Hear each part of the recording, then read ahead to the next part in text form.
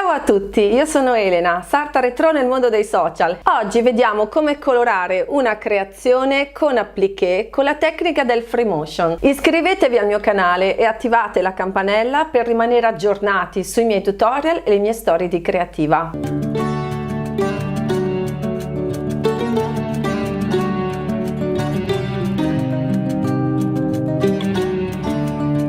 Per imparare la tecnica del free motion andate a vedere il mio video precedente nella descrizione.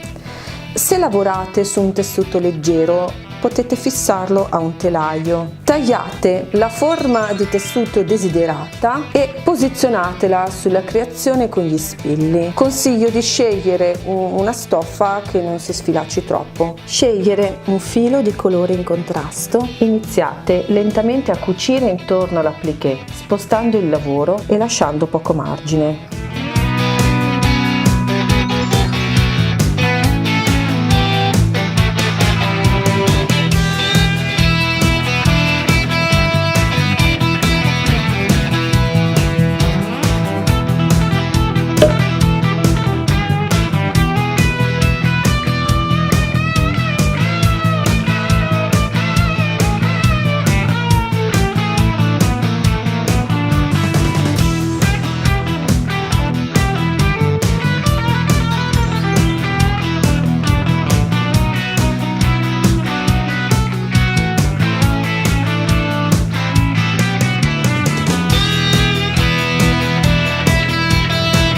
Io sto sviluppando un appliqué personale per realizzare la perfida medusa sulla mia nuova borsa.